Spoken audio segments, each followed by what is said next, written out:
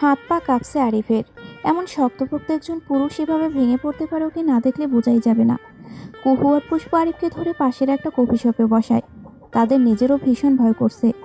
আপা কখনো তাদের না জানিয়ে এমন কিছুই করে না। বাড়িতে যেতেও ভয় করছে ওদের।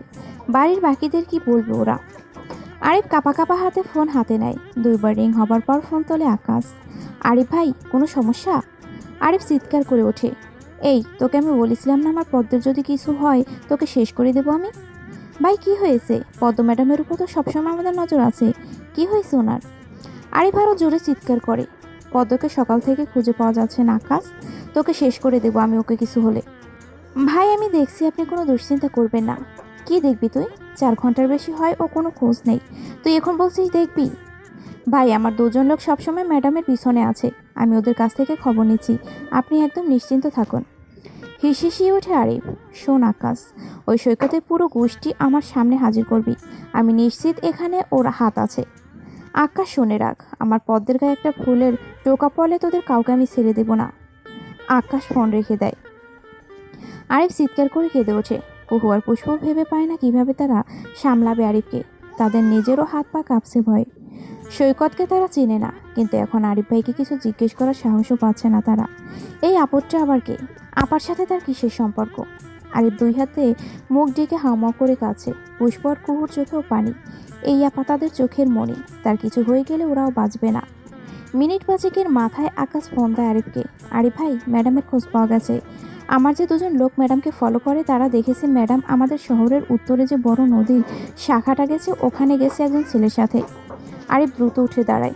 কি বলছিস কি তুই? কোন ছেলের সাথে গেছে ও? ওরা চিনতে পারেনি আরিফ ভাই, আপনি একটুও ভাববে না, আমি এখনই রওনা দিচ্ছি। ম্যাডামকে অক্ষত অবস্থায় উদ্ধার করবো, আপনাকে কথা দিচ্ছি। টেবিলের উপর চাপড় মেরে চাপা রশির সাথে আরিফ বলে, আমার পদ্মকে বাঁচাতে আমি একাই পারবো, তোদের আর কিছুই করতে হবে না। আর জীবনের আমার সামনে আসবি না তুই। ফোন রেগের আগে হাঁপাতে থাকে আরিফ। আরিফের লাল চোখ দেখে ভয় পায় কুহু আর পুষ্প। আরিফ নিজেকে একটু সামলে বলে, তোমরা কি যাবে আমার সাথে? তোমার আপার খোঁজ পাওয়া গেছে। দুইজন একসাথে চিৎকার করে ওঠে, যাবো আরিফ ভাই। আমাদের আপা সুস্থ আছে তো? আরিফ একটা ছোট্ট শ্বাস ফেলে বলে, জানি না। নিজের হাত মুষ্টিবদ্ধ করে কামড়াচ্ছে আরিফ। পথটা যেন শেষই হচ্ছে না। ইচ্ছে করছে উড়ে যেয়ে পদকে রক্ষা করতে। কি ভুল করে ফেললো সে? সে কেন তার রানীর নিরাপত্তা আর বাইরের কাউকে দিল? সে কি পারত না এই কাজটা করতে? নিজের উপর ঘৃণা হতে থাকে তার। মনে হচ্ছে পদে কিছু হয়ে গেলে নিজেরই নিজেকে শেষ করে দিবে। গাড়ির পিছনের সিটে বসে কুহু আর পুষ্প জোরাজোরি করে বসে কাছে। ভয়ে তাদের হাত পা ঠান্ডা হয়ে আসছে বারবার। আপার যদি খারাপ কিছু হয়ে যায়? তাদের চাঁদের টুকরো আপা, কার শত্রুতা থাকতে পারে আপার সাথে? আপার মতো শান্ত মেয়ের ক্ষতি কেউ কিভাবে করবে? কেউ কি তুলে নিয়ে গেছে তাকে, নাকি সে স্বেচ্ছায় গেছে? কোনো উত্তর নেই তাদের কাছে। কোনোভাবেই কান্না থামছে না তাদের।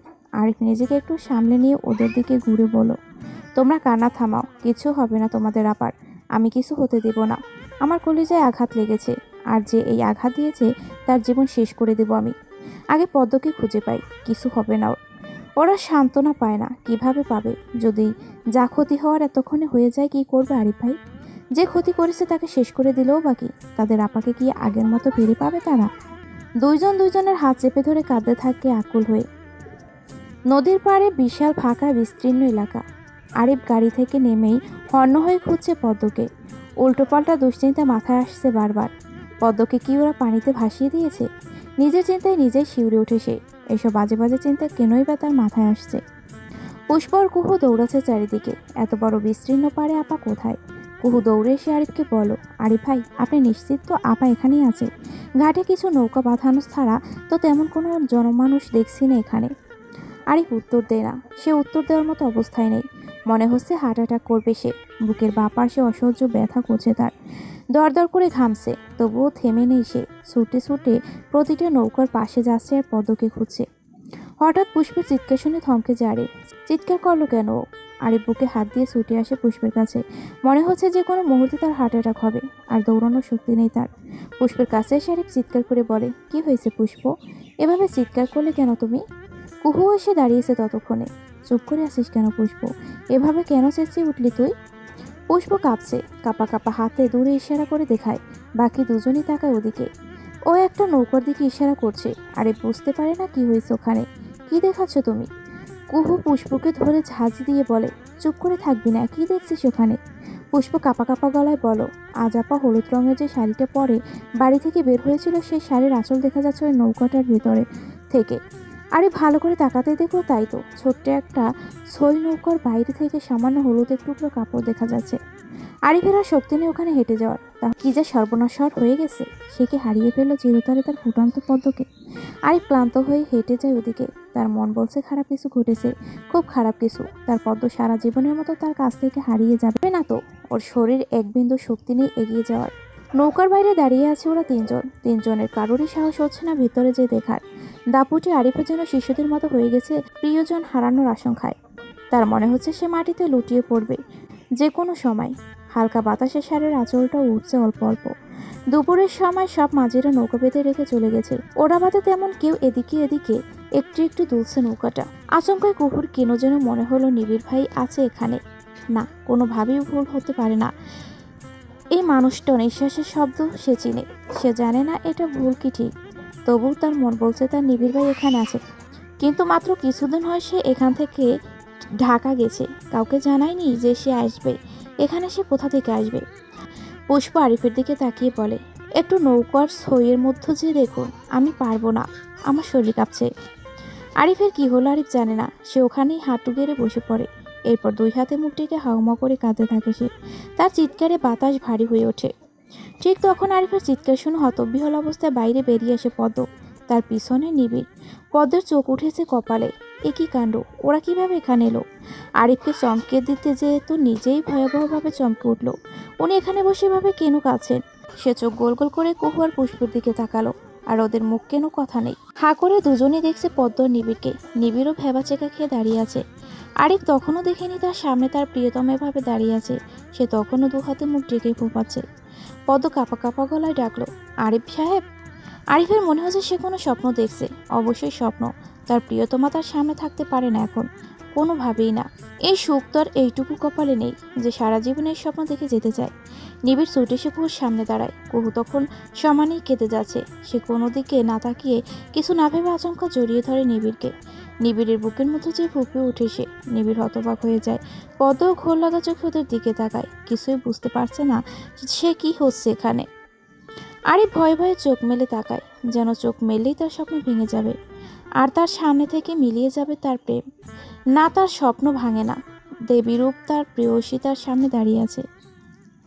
কাঁচা হলুদ রঙা শাড়িতে সাক্ষাৎ পরি দাঁড়িয়ে আছে তার সামনে। বাতাসে আবদ্ধ চুলগুলো উড়ছে, বড্ড এলোমেলো হয়ে আছে খোপাটা। কোনো প্রসাধনীর সিটে ফোটা নেই।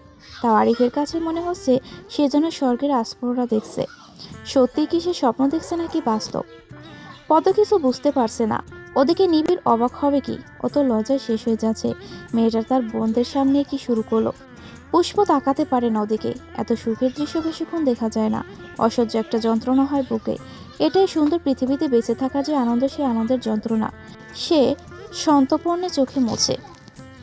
আরিফ আস্তে আস্তে করে উঠে দাঁড়ায়। করুণ দৃষ্টিতে তাকিয়ে আছে পদ্মর দিকে, তার পরীর মতো প্রেয়সীর দিকে। যেন পলক পড়লে সে উধাও হয়ে যাবে। পদ্ম আমতা আমতা করে বলে, আরিফ সাহেব, কি হয়েছে আপনার? আপনার কেমন লাগছে কেন? আর আপনি এখানেই বা আসলেন কীভাবে? আরিফ কোনো কথা বলে না। পদ্মকে জোরে চেপে ধরে তার বুকের সাথে চিৎকার করে কাঁদতে থাকে সে। তার সব হাহাকার বের করে দিতে ইচ্ছে করে কান্নার মতো দিয়ে। পদ্ম যেন অচল হয়ে গেছে, তার আর নড়ার ক্ষমতা নেই। ছোট ভাই বোনদের সামনে ভীষণ লজ্জা করছে তার। লোকটা কি পাগল হয়ে গেছে? আরিফ কেন কথা বলতে পারে না, শুধু বলতে থাকে, পদ্ম, আমার পদ্ম। হঠাৎ পদ্মকে ছেড়ে দিয়ে দুই হাতে তার মুখ তুলে নিয়ে বলো, তুমি এখানে কেন এসেছো? উত্তর দাও আমাকে। কি কাজ ছিল তোমার এখানে? আমাকে দুশ্চিন্তা দিয়ে মেরে ফেলবে? তোমার ভালো লাগতো? শান্তি পেতে তুমি? এই মেয়ে, চুপ করে আছো কেন? কাউকে কিছু না বলে এখানে কেন এসেছো তুমি? পদ্ম নিবিড়ের দিকে তাকায়। কুহু মেয়েটা এখনও তাকে ছাড়েনি। ফুপিয়ে যাচ্ছে তার বুকের মতো। লজ্জায় বেকায়দায় অবস্থা নিবিড়ের। কোনো দিকে তাকানোর অবস্থা নেই তার। এই মেয়ে, চুপ করে আছো কেন বলো? মেরে ফেলতে চাও আমাকে? পদ্ম একটা হাত সাথে সাথে আরিফের ঠোঁটের উপর রাখে। আরিফ স্তব্ধ হয়ে যায়, আর কোনো কথা বলতে পারে না। চুপ করুন আরিফ সাহেব, এ কি বাজে কথা? আর আপনাকে কেন আমি দুশ্চিন্তায় ফেলতে চাইবো? আপনি না আমাকে বলেছিলেন আপনি আর কোনোদিন নিজ থেকে আমার সামনে আসবেন না? আমাকেই যেতে হবে আপনার সামনে। আপনি জিতেছেন আরিফ সাহেব। আমি আপনার ভালোবাসা পাগল হয়ে গিয়েছি। আমি আপনার সামনে আসতে চেয়েছিলাম। আরিফ হতবাক হয়ে তাকিয়ে থাকে পদ্মর দিকে। আমি গতকাল সারা রাত ঘুমাতে পারিনি। আমার মন অস্থির হয়ে উঠেছিল আপনার জন্য। আমি এতটাই নির্বোধ ছিলাম যে এই স্বর্গ থেকে আসা প্রেমকে তুচ্ছ তাচ্ছিল্য করেছিলাম আমি। আমি বুঝতে পেরেছি আমি ভুল করেছি, তাই আপনার কাছে নিজেকে সঁপে দিতে চেয়েছি। কিন্তু আপনার উপর যে জুলুম আমি করেছি এভাবে কোন মুখে আপনার কাছে ফিরবো আমি? তাই চেয়েছিলাম একটু অন্যরকমভাবে চমকে দেবো আপনাকে। তখনই নিবিড়কে জানাই সবটা। ও ভোরবেলায় বাসায় চলে এসেছে। আমরা সারাদিনের জন্য এই ছোট্ট ছই নৌকাটায় জোগাড় করি। আপনি আমাকে অনেকদিন আগে বলেছিলেন হলুদ আলকানন্দা আপনার খুব প্রিয় ফুল, কারণ ফুলটা অসম্ভব সুন্দর হওয়া সত্ত্বেও অবহেলিত। আমি আজ ভোরবেলায় বাড়ি থেকে বের হয়ে অজস্র আলকানন্দা ফুল জোগাড় করেছি। এরপর বাড়িতে ফিরে স্কুলের কথা বলে বেরিয়েছি। নিবিড় পৌঁছে যায় ততক্ষণে। আমরা দুইজন মিলে সেই তখন থেকে এই ফুলগুলো নিয়ে নৌকোর ভিতরটা সুন্দর করে সাজিয়েছি। আর অল্পই বাকি আছে। চেয়েছিলাম সাজানো হয়ে গেলে আপনাকে এখানে ডাকবো, আপনার কাছে ক্ষমা চাইবো। এরপর আজ বিকেল বিকেল থেকে আপনার সাথে নৌকায় ঘুরে বেড়াবো। ওই দূর আকাশে সন্ধ্যা মিলানো দেখবো দুজন একসাথে। কিন্তু কিছুই হলো না। আপনাকে চমকে দিতে যেয়ে নিজেই চমকে গিয়েছি আমি। কুহু ততক্ষণে মাথা তুলেছে। লজ্জায় লাল হয়ে যাচ্ছে সে। উত্তেজনায় এ কি করে বসলো সে? এখন আপা আর আরিফ ভাইয়ের সামনে মুখ দেখাবে কিভাবে? নিবিড় অবাক হয়ে ওর দিকে তাকিয়ে আছে। মেয়েটাকে আজ এত সুন্দর কেন লাগছে? চোখে কাজল দিলে বাঙালি মেয়েদের রূপ এত বেড়ে যায় কেন? কি আছে এর রত্তি কালো রংটায়?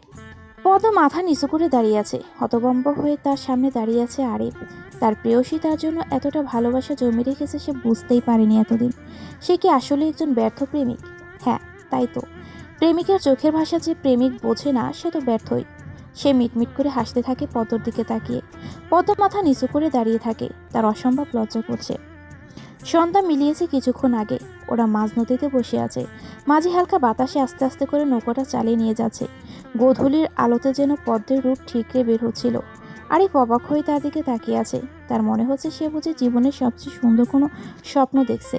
তার ছোট্ট জীবনটায় এই পরম বিশুদ্ধ ভালোবাসার সময় কোনোদিন আসেনি এর আগে। এক অতি সাধারণ নারীর অসাধারণতায় আটকে গেছে তার সময়। এ কি মায়াজাল, এ কি মোহ, এ কি আবেগ! তার ইচ্ছে করছে পৃথিবী ওলটপালট করে সবাইকে চিৎকার করে বলতে, দেখো আমি আমার প্রেমকে পেয়েছি, আমি পেয়েছি আমার ভালোবাসাকে। এই পৃথিবীর যে কোনো সম্পদ এখন তুচ্ছ আমার কাছে। পদ্ম আরিফের কাঁধে মাথা রেখে সূর্য মিলিয়ে যাওয়া দেখছে। অপূর্ব সুন্দর লাগছে তার এই জীবনটাকে। সে জোর করে আরিফের বাবা মায়ের কুৎসিত রূপটাকে তার মাথা থেকে সরিয়ে দিতে চাচ্ছে এখন। সব প্রাচীর ভেঙে শুধু এই সময়টা উপভোগ করতে ইচ্ছে করছে তার। হোক না কিছু ভুল, হয়ে যাক না কিছু এলোমেলো, কি ক্ষতি? খুব বেশি ক্ষতি হয়ে যাবে, কিন্তু কাছের মানুষটাকে হারিয়ে ফেললে সে আর এই সময় পাবে না, কোনো দিনও না। হালকা নড়াচড়ায় পদ্মর হাতের কাছের চুড়িগুলো থেকে রিনঝিন শব্দ আসছে। প্রিয়তমার চুরির আওয়াজ শোনার জন্য হলেও একজন পাগল প্রেমিক যুদ্ধ ঘোষণা করতে পারে। মুগ্ধ হয়ে সেই আওয়াজ শুনছে আরিফ। কারো মুখে কোনো কথা নেই, শুধু শান্ত নদীর পানিতে বৈঠার আশ্রে পড়ার শব্দ ছাড়ার কোনো আওয়াজ নেই। আরিফের কেমন ঘোর লাগে। আলকানন্দার মিষ্টি সুবাস আসছে সইয়ের ভিতর থেকে। আরিফের শ্রান্ত দেহ সেই সুবাসে আকুলতা প্রকাশ করে। পা সরিয়ে বসে আছে আরিফ। পাশেই পদ্ম বসে আছে পা ভাঁজ করে আরিফের কাঁধে মাথা দিয়ে। দুজন যেন এই জগতে নেই, অন্য কোনো জগতে চলে গেছে। মামা এখন কি ফিরবেন আপনারা? উত্তর আকাশে মেঘ জমেছে ভীষণ, যে কোনো সময় জোরে সোরে বৃষ্টি আসবে। মাঝির কথায় দুইজনের ধ্যান ভাঙে। আরিফ পদ্মর দিকে তাকায়। তার তো ইচ্ছে করছে আজ সারা রাত নৌকায় ঘুরতে। এই সন্ধ্যা তার জীবনের শ্রেষ্ঠ সন্ধ্যা। কিন্তু কিছু ইচ্ছে সংযত করতে হয় সঠিক সময়ের জন্য, না হলে পরে পস্তাতে হয়। পদ্ম কিছুই বলে না। আরিফ মুচকি হেসে বলে, ফিরে চলো মামা আজকের মতো। পদ্ম একটু বাঁকা চোখে তাকা আরিফের দিকে, কিছুই বলে না। তার অবদ্ধ চুলগুলো এলোমেলো হয়ে মুখের সামনে আসছে বারবার। আরিফ ফু দিয়ে চুলগুলো সরিয়ে দেয়। পদ্ম সারা শরীর জুড়ে শিহরণ বয়ে যায়। সে সাথে সাথে চোখ বন্ধ করে ফেলে। নিবিড়ের সামনে বসে সমানে কাছে কুহু। নিবিড় অবাক হয়ে তাকিয়ে আছে। এই মেয়েটার চোখে এত পানি কেন? তখন থেকে কেঁদে যাচ্ছে কোনো কারণ ছাড়াই। নিবিড় অস্থির গলায় বলল, কি হয়েছে কি কুহু? বলবে আমাকে দয়া করে? তখন থেকে একনাগারে কেঁদে যাচ্ছ, এরপর তো মাথা যন্ত্রণা করবে তোমার। কুহু ফোঁপাতে ফোঁপাতে বলো, জানি না কি হয়েছে নিবিড় ভাই, আমার শুধু কান্না পাচ্ছে। নিবিড় ঠোঁট কামড়ে একটু হাসলো। এরপর দুষ্টু মেরে একটা হাসি দিয়ে বলো, নৌকোয় ঘুরবে নাকি আমার সাথে আপার আরিফ ভাইয়ের মতো? কুহু সারা শরীরে তড়িৎ খেলে যায়।